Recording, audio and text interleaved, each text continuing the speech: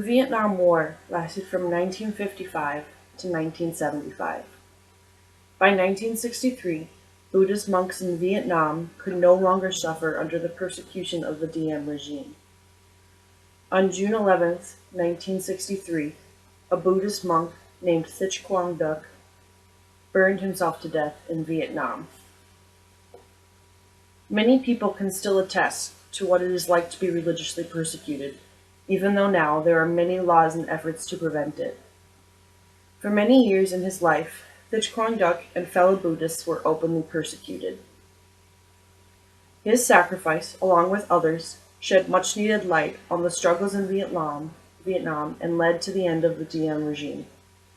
Today, I will tell you about a man who stood against religious persecution and won, by telling you about his life as a Buddhist monk, the day of his self-immolation, and the worldwide effects of his sacrifice. Born in Vietnam in 1897, not much is known of his childhood.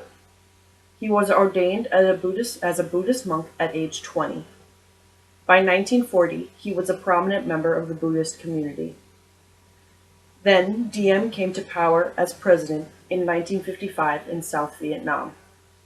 He was one of the Catholic minority of Vietnam, where Buddhists were actually between 70 and 90% of the population. His Catholic policies were religiously biased in favor of his fellow Catholics. In 1963, Thich Quang and fellow Buddhists made these requests to the Diem regime, asking it to lift the ban on flying Buddhist flags, to grant Buddhists the same rights as Catholics, to stop imprisoning Buddhists, to give monks and nuns the freedom to practice and share their religion, and to pay money to the victims' families and punish those who were responsible for the victims' deaths. These requests were ignored by the Diem regime. Now that you know what led Thich to stand up for his beliefs, I want to tell you exactly how he stood up for them and his people.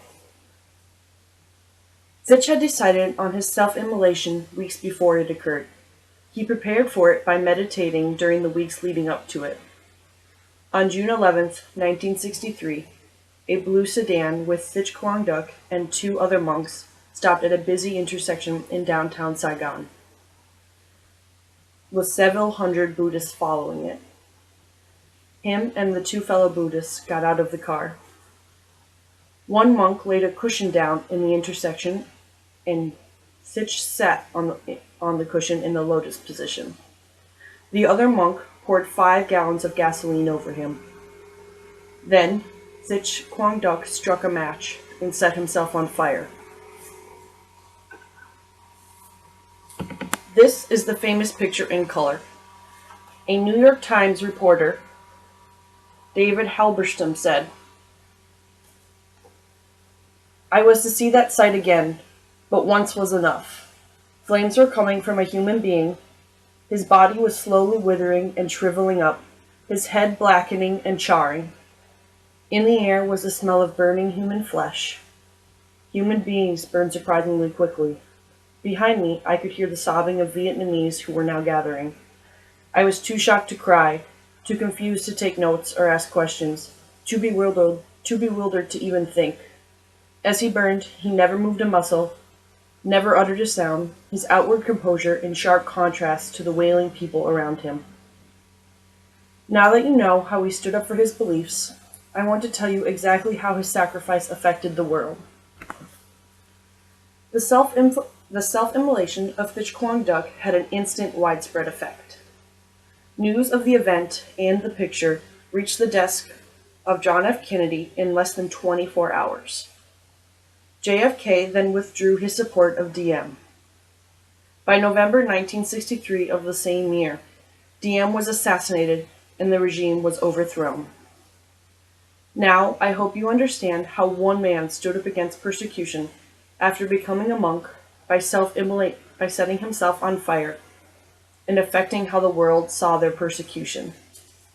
This was the story of how Thich Quang attempted to end the suffering and persecution of his people by giving the ultimate sacrifice, his life. It is a sad thing to have to say something so awful needed to happen first, so that changes could be made for the future. Thich Quang Duc shows us that all persecution can be overcome, and that out of the ashes of war, a new beginning can be born.